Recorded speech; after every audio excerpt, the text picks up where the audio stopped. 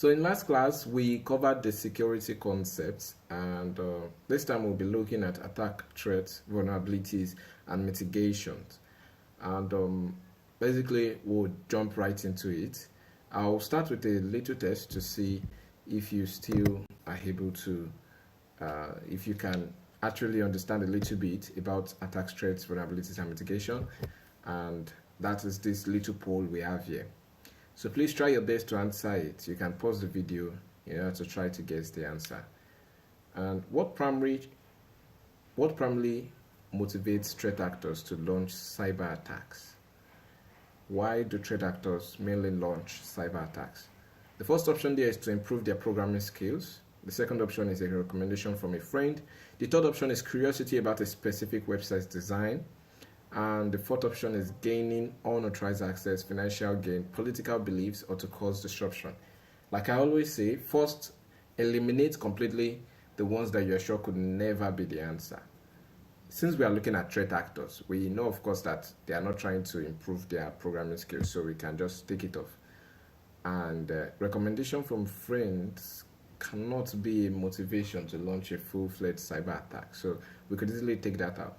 So obviously, we all know the answer.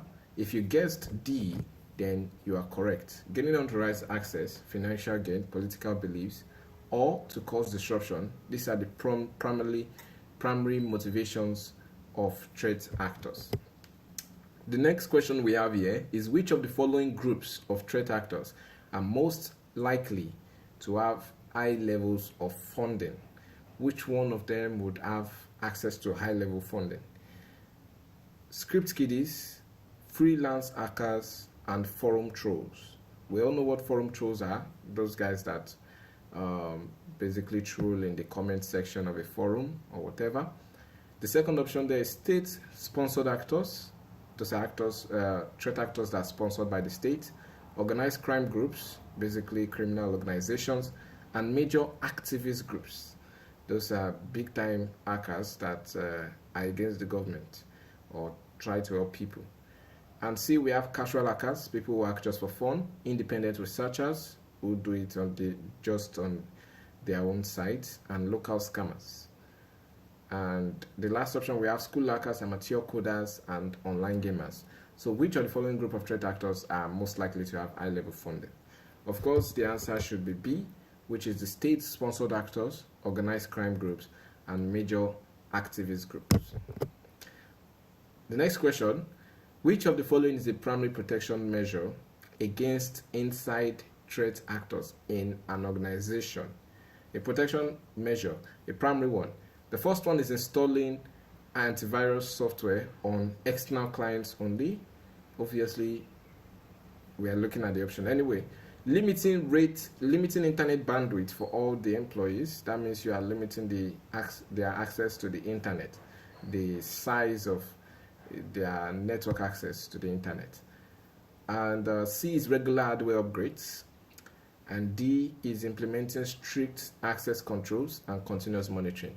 So if you use the process of elimination, you know A is going off because we are looking at internal threat actors. Limiting everyone's bandwidth doesn't mean they cannot be a threat actor, because as long as there's bandwidth anyway, you can still move information around and you're just punishing everybody. And C, we have regular hardware updates. Not just hardware, we are looking at software also. So the correct answer should be D, which is implementing strict access controls and continuous monitoring. The next question, what primarily makes nation-state actors especially dangerous in the realm of cyber threats? For nation-state actors, we have the first option being they often focus on harmless pranks and minor acts. The next question, they typically operate with limited resources and old technology. The next option, they are backed by significant resources, sophisticated tools, and long-term objectives of a nation. And D, they usually have a short-term focus with easily traceable motives. From looking at the options, if you picked option A, you'll be wrong. B, obviously, you'll be wrong, because we're looking at them being dangerous. Option D would also be a wrong option. So we are looking at C, which is they are backed by significant resources. So we move straight into our topic for today. If you are able to answer all those previous questions, It means you have a substantial knowledge of threats, and this will help you to move through the rest of the class easily. So we'll be looking at chapter 2, and this is where we'll be talking about threats, vulnerabilities, and their mitigations. Attributes of a threat actor. When we talk about the attributes, generally we are looking at how you can differentiate the threat actors. Now in the S plus, you are going to have to deal with some questions where you have to differentiate between threat actors based on their attributes. So we have different kind of threat actors, of course, like we checked before. We could have the activists, the insiders, the script kiddies, bunch of all of them. But you should be able to know which is which based on what attribute they have. The first attribute we are looking at is the internal or external attribute. Are they internal actors? Are they internal threat actors, or they are external threat actors? Internal threat actors means that they have access within the organization. That is, they are within the organization and they have a level of authorization to access the target systems. Meanwhile, the external threat actors have to infiltrate the security system using unauthorized access. Basically, they are coming from outside to get into the organization. So, most times, if we are looking at an internal threat actor, it's someone who has permissions. Could be an employee, could be a new guy in the organization, but such it is. So when we talk about internal or external threat actors, that is where we are looking at. People who have access within the organization are internal. People who are coming from outside the organization and try to gain access are external threat actors. The next attribute we are looking at is the level of sophistication or capability that they have. That is, how good are they at using advanced exploit techniques and tools? That is, how much access do they have to sophisticated tools? So basically, when we are looking at level of sophistication, there are some actors that do not have the knowledge of tools, they do not have knowledge of the operating system, they do not have knowledge of the software, but they just have access to some tools. So based on that, we might look at them as not really sophisticated actors. We call them script kiddies. They are not really sophisticated. But if you are looking at some other actors, threat actors that have the capability to use much more technical parts of the system against itself, they understand the operating system, they understand the software, they're able to fashion and create their own tools, then that is a very high level of sophistication. So you need to divide, or rather classify the threat actors based on their level of sophistication.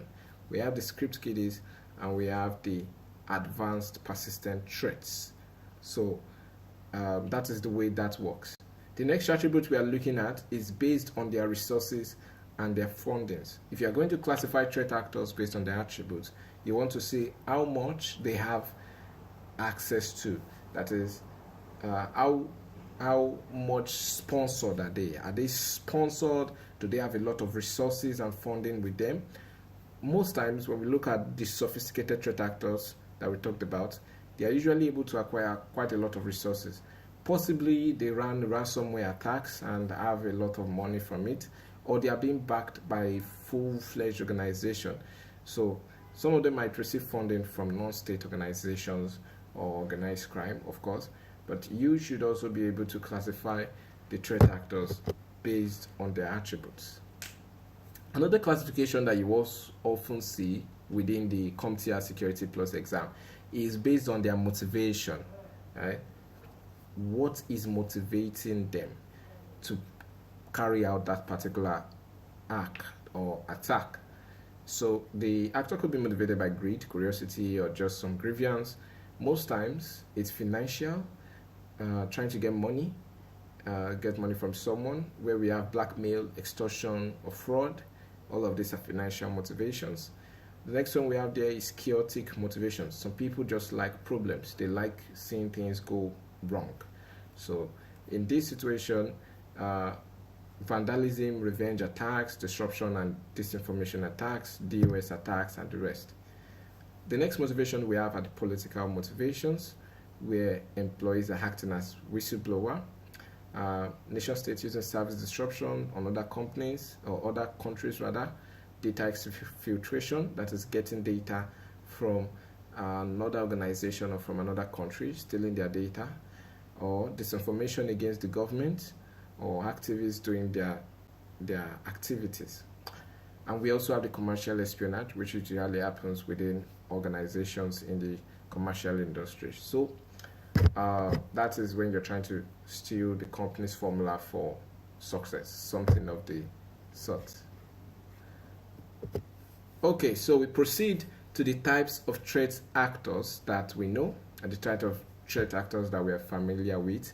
The first one are the script kiddies. You obviously know that the script kiddies have a low level of sophistication. They are just using tools that they find on the internet. They do not know how to build their own tools. We have the activists, which are usually people who are trying to, get the government in order. So they're hacking to help the people. We have organized crime groups, criminal organizations, insider threats, like we spoke about before, state-sponsored actors or nation-state actors, competitors, where we talked about the corporate espionage or the commercial espionage, cyber terrorists, basically terrorists in the cyberspace, lone wolf hackers. That sounds like a really cool name, by the way.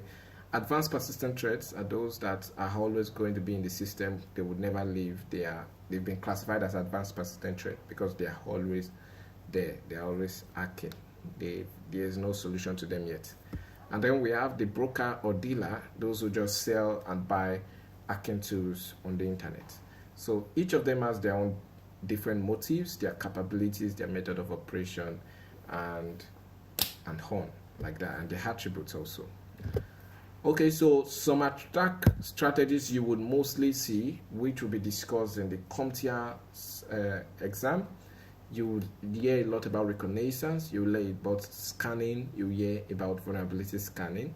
Well, with reconnaissance, you are just trying to get information about the particular system being attacked. That's where they try to get the system hardware information, the kind of network configuration that is running, and the user information. All of those are reconnaissance strategies. We also have the scanning, where they basically try to scan about that particular machine. They do UIS lookups, ping sweeps, and port scans on that particular system. And then we have the vulnerability scanning, where you scan for vulnerabilities, buffer overflow vulnerabilities to see if it is present in that system, injection flaws for SQL injection to see if it is susceptible to SQL injection. We have cross-site scripting XSS to see if it is susceptible to cross-site scripting. So you're basically scanning for vulnerabilities. The next one also is to create an exploit. You could create a rat, create a Trojan, create a virus, and on to see, of course, after you've already scanned the vulnerability and you see that, oh, this guy is susceptible to virus attacks like this, they go ahead to create the exploit. It could be a rat, could be a Trojan, could be a virus.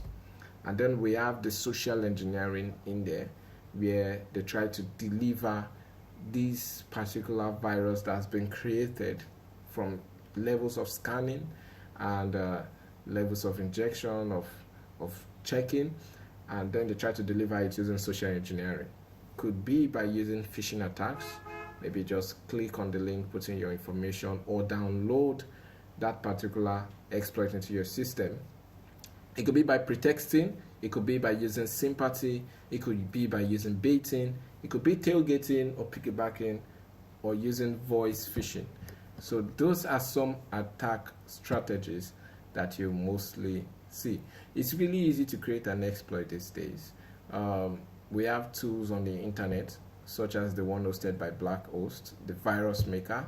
You could go ahead and download that and see how it works. And I wanted to divert and go straight in there, but you could just search for virus maker on the internet. You would see the tool I'm speaking of. So we also look at other attack strategies here. Continuous. We have gaining access, of course, after you've been able to deliver that particular virus or rat or whatever the exploit is.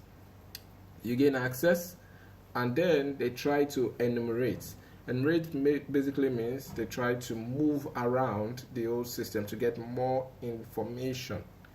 And the next thing to do is privilege escalation. With privilege escalation, basically, they are increasing the permissions they have. Possibly they came into the PC using a system that had low-level permissions. Privilege escalation will increase, they're trying to increase their permissions level to being an administrator. So we have horizontal privilege escalation and we have vertical privilege escalation. Vertical privilege escalation means you are moving up the ladder to the level of administrator, of course, while the horizontal privilege escalation means you are getting more systems into play.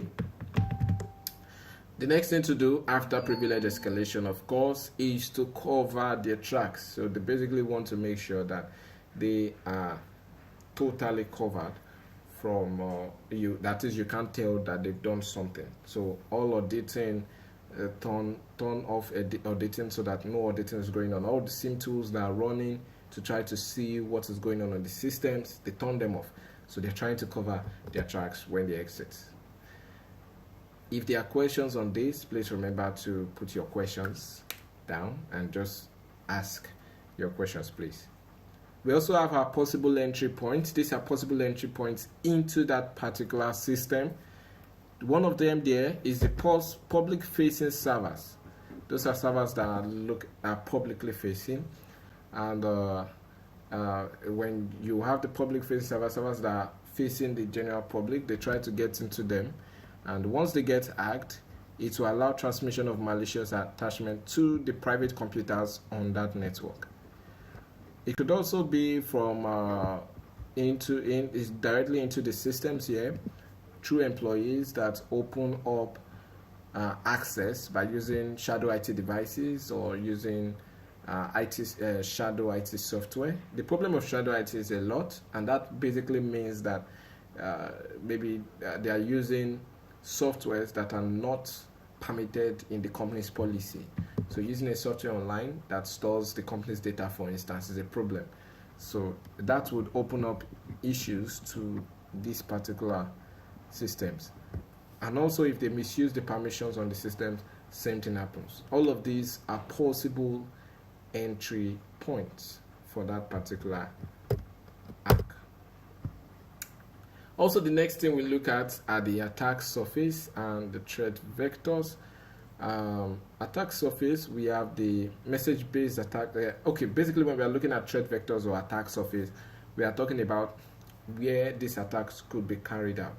You see in the previous slide, we looked at the social engineering part, the delivery, right, of where you can put on the exploit.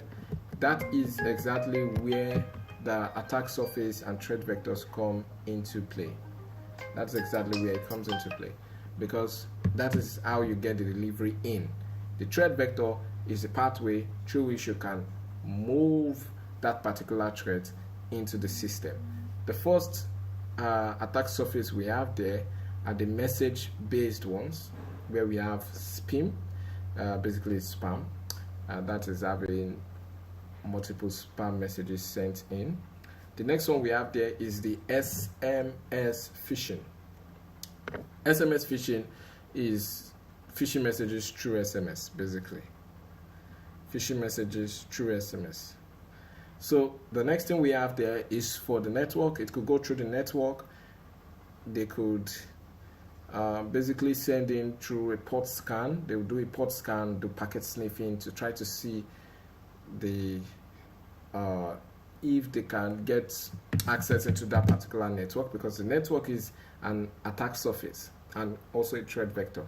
Also, software also is an attack surface and a threat vector. The first one we have there is unpatched software. Software that has not been patched.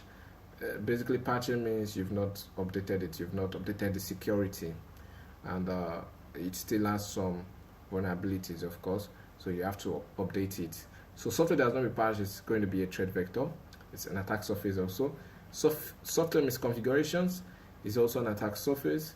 And malicious software add-on or plugins. A lot of us use plugins even on Google Chrome and other places. All of these plugins could turn out to become problems later on. So attack surface and threat vectors are some of these that we mentioned. Also, the supply chain. As of course, organizations are not the ones building their own software or their own hardware devices. They have to get it from a third party, from another company. But what if that company has been compromised? So if the supply chain is compromised already, that becomes a problem. That becomes a threat vector where a threat can come in through. Also, we have the layer-based ones where they try to get you into it by maybe giving you a website or fake Wi-Fi, all those sort of things, and then you go ahead and join into it. So that's part of it. So we have a bunch of questions, and I want to see who is able to go through with it. Which of the following accurately describes pretexting and its use in social engineering? Pretexting. Option A is sharing false narratives on social media to gain followers. Option B is a technique where attackers use fabricated scenarios to extract information from victims. Option C is sending mass mails to potential victims, hoping someone will click a link. Option D is using celebrity images to lure users to fake websites. What do you think the answer is?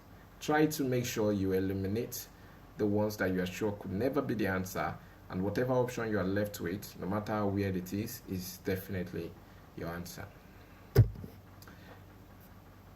Your answer is option B, fabricated scenarios to extract information from victims. The next question, which of the following list accurately describes common variations of phishing? Variations of phishing. The first option we have is link baiting, page swapping, and ad rolling. If you're not familiar with what they mean, please try to check what they mean. I think they are quite straightforward anyway, because the link baiting thing, you're trying to bait people using a link, maybe free Wi-Fi, click on this link, free Wi-Fi, stuff like that. Link baiting is one. Page swapping, switching pages, you click on download, it takes you to a different page. That's page swapping happening, redirect or whatever. And we have ad rolling, multiple ads. Adverts are adware, they are very annoying. So the next option we have is spear phishing, vishing, and smishing. The next option we have is ad phishing, token grabbing, and spear tipping. The next one we have is link jumbling, voice swapping, and text modeling. If your option was option B, then you'll be correct. The next question we have is, which of the following best describes the method of a watering hole attack? Option A is by directly attacking a target's personal device with malware. Option B is through flooding a website with traffic to bring it down. Option C, by compromising a popular website frequented by the target group and delivering malware to its visitors. Option D is by mimicking a legitimate website and capturing login credentials. I know by now you've gotten your answer, so we are going to go next, and that is the correct answer. Option C, compromising a popular website, is a method of watering hole attack. Now, these are some notes you should be very familiar with. Social engineering in cybersecurity is all about techniques to manipulate individuals to review information which is supposed to be confidential or perform actions that will compromise their security.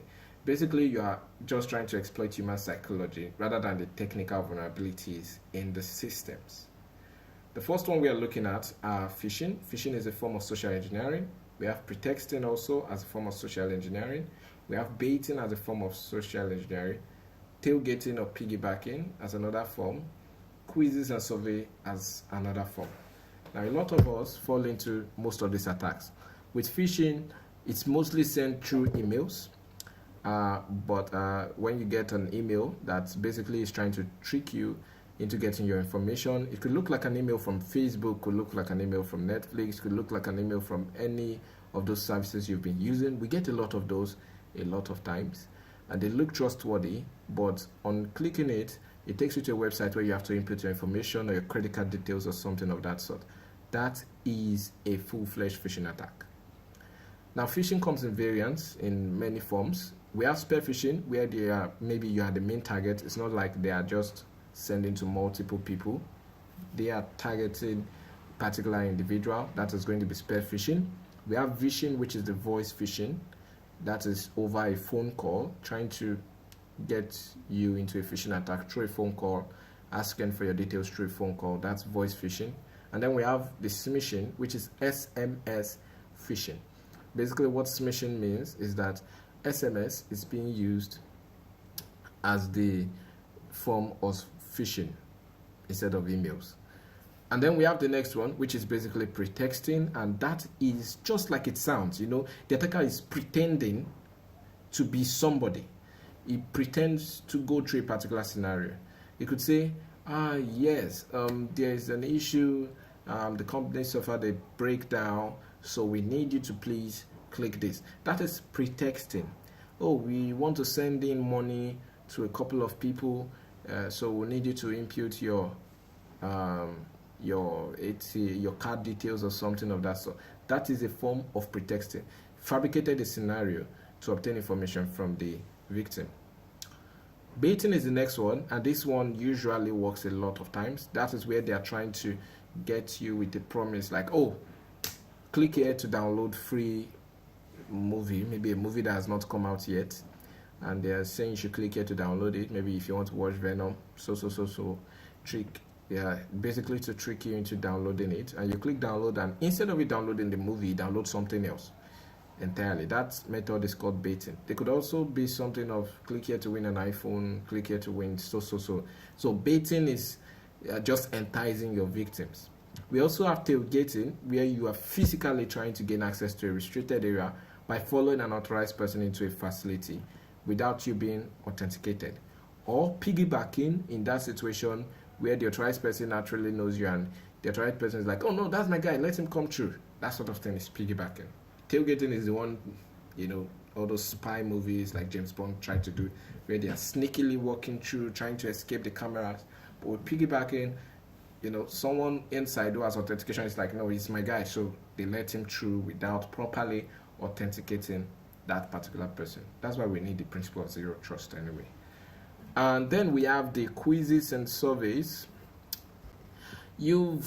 I'm sure you've already seen all these quizzes or surveys. Take a survey, click this link to get a survey. You think you're just doing a survey, but in actuality, you are giving off information. Information is really expensive and really important, especially online. So all they want to do is try to get personal information from the participant, which they would now go ahead to use for fraudulent activities. That is the way they work. Also, the next thing we look at is manipulation and motivation. With manipulation, they're trying to get people to do particular things. We're still looking at social engineering attacks, and with manipulation, they are just trying to exploit human psychology to make them take some particular actions. The first manipulation technique is authority, posing as figures of authority, urgency. There's always something about time, and like, oh, this deal only lasts for the next 2 hours, something like that, to put in urgency. Reciprocity, that offers favors to, they'll basically more like say, okay, since you log in, as far as you join in, please, you need to share the link or something like that, so that you feel indebted. They'll give you something that you have to go ahead to give off something to them in return. Curiosity also. Do you like so? Do you want blah blah blah? Those kind of things. So those are some of the manipulation techniques. We have social proof, showing other people that this is common or popular with other people. You open some things, you see a bunch of comments. They might just be generated comments, of course, but they say, yes, I got the phone, yes, I got this. That is social proof. Fear is another factor. If you do not update this, your system will be exposed to malware in the next 2 hours. That is fear, threatening potential negative consequences. We also have greed, something too good. Why would you win an iPhone because you press pin? That is just greed.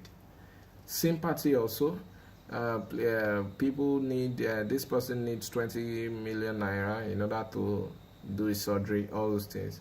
That is all part of the manipulation and motivation strategies in social engineering.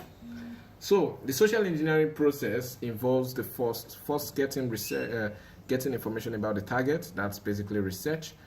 Engagement to get you into it. Click a link, do something, share your information or so, and then they carry out the malicious activities during the execution phase.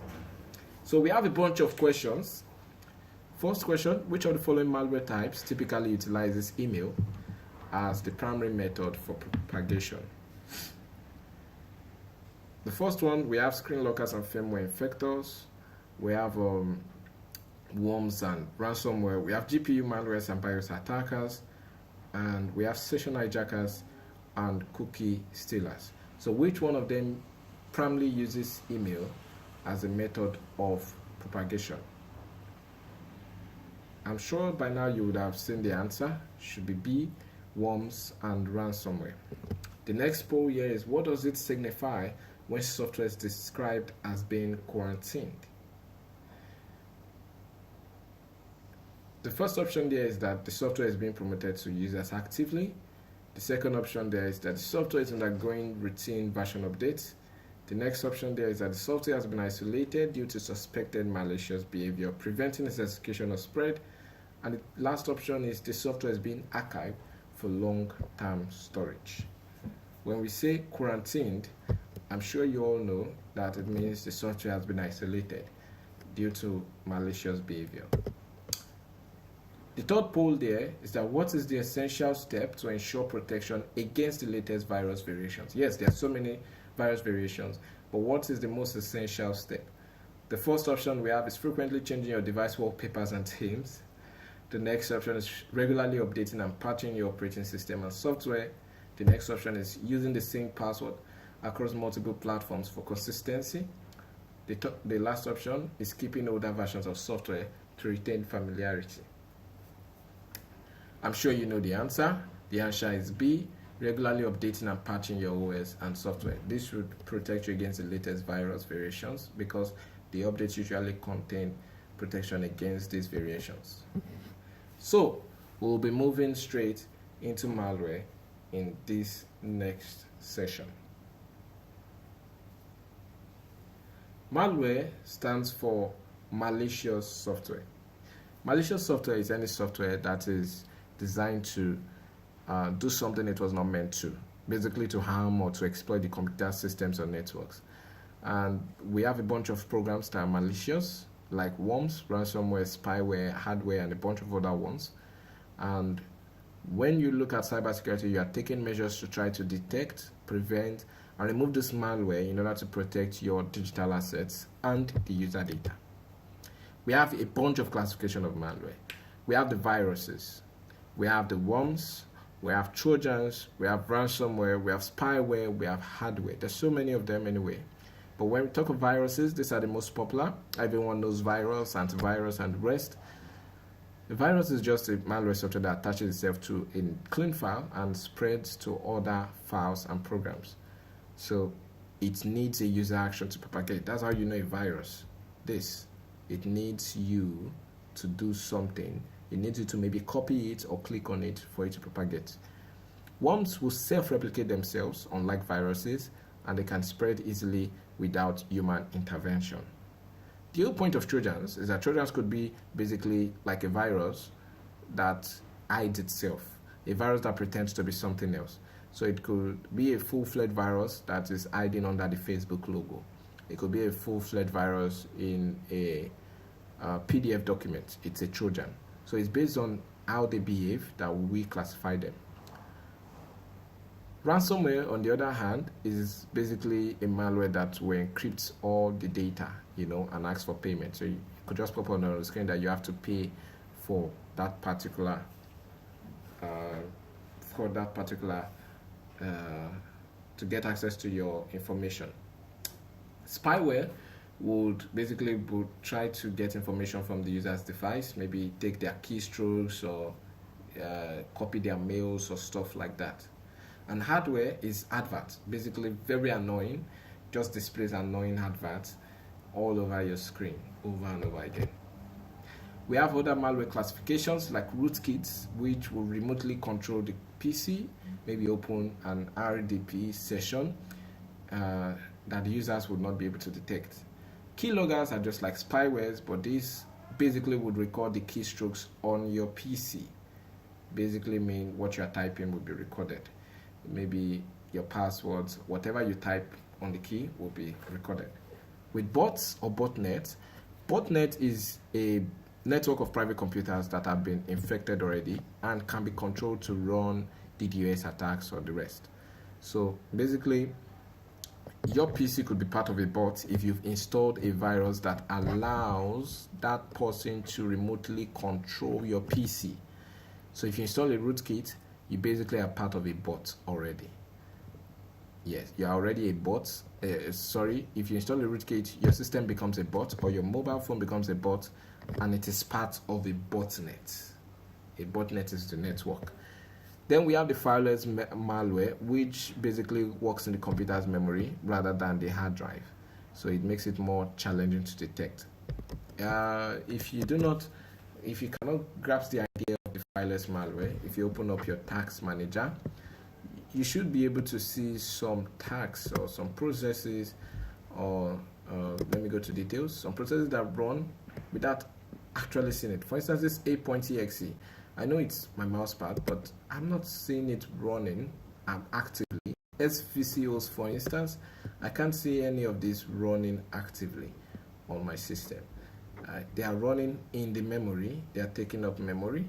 You can see the CPU is 00 here, but they are taking up memory, they are running with the memory, inside the memory. So if I had the virus that was basically running in there, I'll call it a fileless malware. We also have mobile malware, which targets mobile devices, and we have browser hijackers, which basically hijack your browser. Could be the cross-site scripting kind of thing. So those are our malware compilations. So we have a whole page here about computer viruses, and they self-replicate. But remember, the thing about viruses is that they need human intervention for them to replicate easily. So we have an examples, the I Love You virus from 2000 that spread through the email and basically sent to everybody in your email and changed everything. We have the Conflicker from 2008, specifically targets Windows, just like the I Love You virus targeted Windows. Slammer also in 2003, also Microsoft. Code Red 2001, Microsoft. Stuxnet 2010, Industrial Systems, and they believed it was a nation-state kind of attack anyway. So that is what we have about computer viruses. With spyware and keyloggers, you can see they join both together. Spyware is basically spying on your PC, on actions that you do on your PC. Keyloggers are logging the keystrokes. They are basically almost the same thing. We have examples of that. Zeus. We have Dark Comet.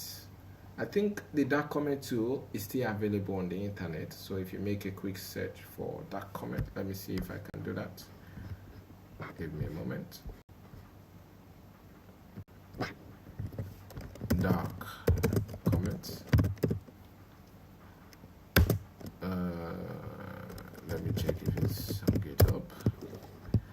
Okay, so we still have the rat, Dark Comet, and it still looks still active.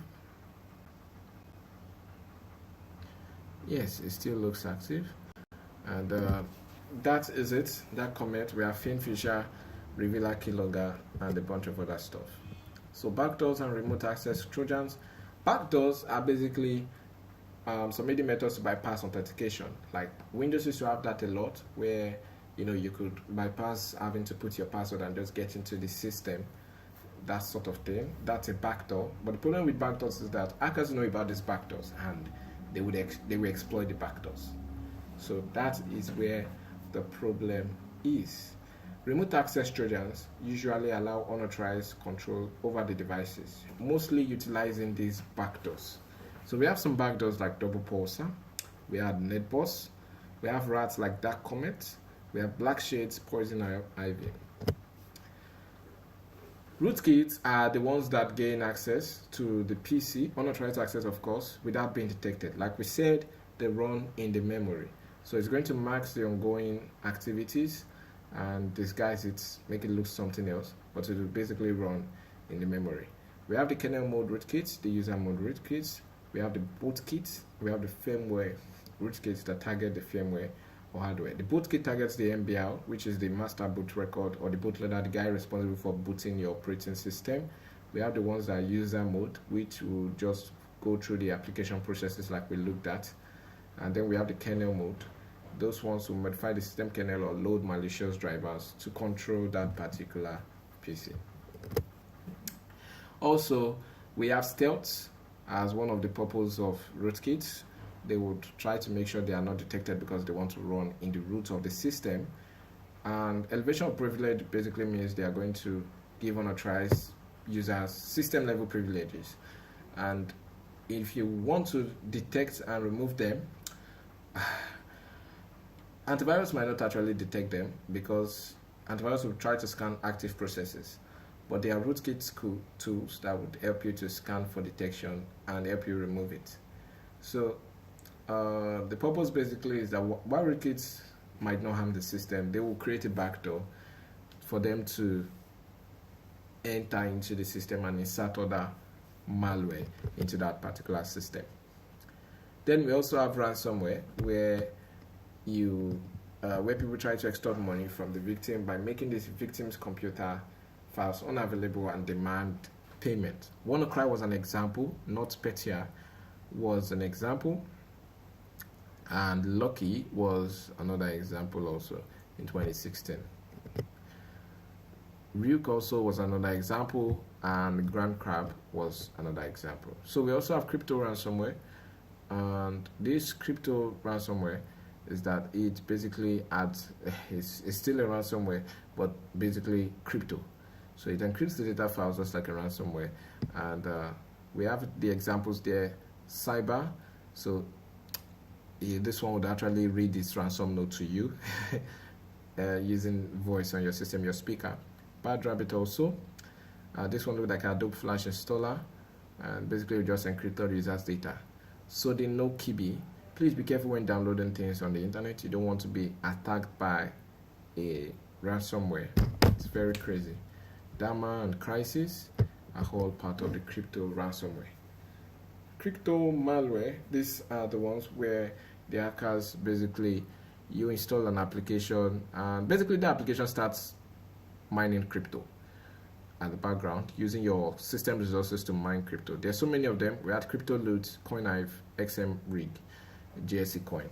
All of them basically downloaded through the internet.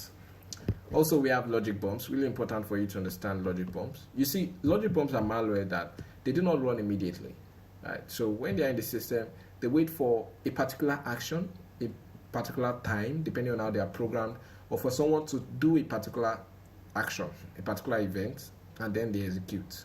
So it's mostly used by employees who try to extort money from the company, or they are pissed off, they want to destroy the company, that sort of thing. They usually use it, which is why our examples, they have the one from Siemens, SCADA Systems, a disgruntled employee tried to extort money from the company by planting a logic bomb in their automation systems. That could have been really bad. And then we have the US Army, also in 1982, where they planted, where a logic bomb was speculated to have caused a large-scale explosion, right?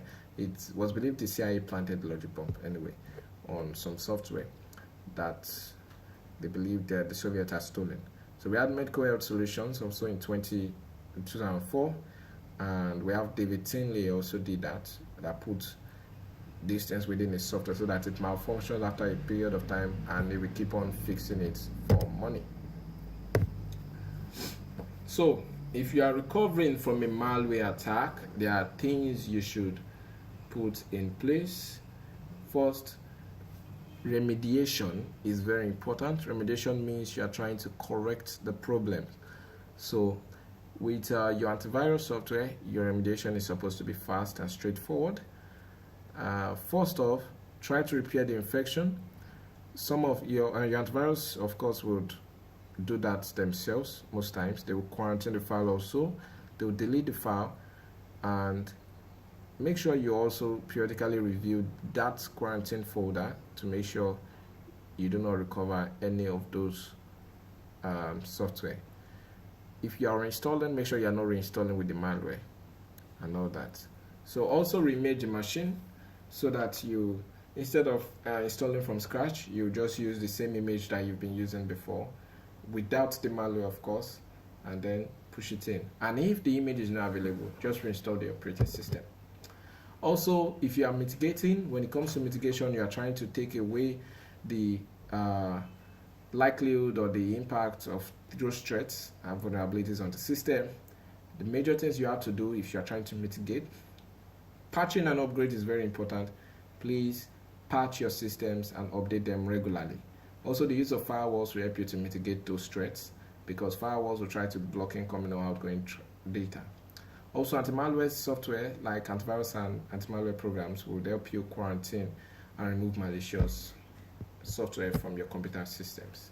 For your mitigation, also IDPS, intrusion detection and prevention systems, tools for IDPS like Sophos and the rest will help you to block threats, like checkpoint software. Regular backups will also help you to regularly back up your systems. MFA requires the users to provide multiple forms of identification before accessing accounts. We are familiar with MFA. Encryption, encrypt your data, and always train your staff. Also use the principle of least privilege, which means you assign the users, the applications, or the processes just the minimum rights that they need to take their task to be able to work with their task. So in case things go wrong, that particular account will not be able to use to do more damage than is necessary. Also, you should have an incident response plan that will detail the processes to follow when an incident occurs. So something quick and effective. That's what you want to look at. Then we also need to make sure the network is properly segmented. You want to divide the network into segments so that if one segment is compromised, the threat does not spread to other parts of that particular network. Also, we have our regular security audit and assessment, and this will identify the vulnerabilities in the system and ensure that you're compliant with security policies. Also, effective mitigation will often involve you combining the strategies which are tailored to the specific needs and risks that are faced by the organization or the individual. So thank you very much for being here with us to the end of this class. And please let me know if you have any questions. I'll do my best to explain it properly. Thank you.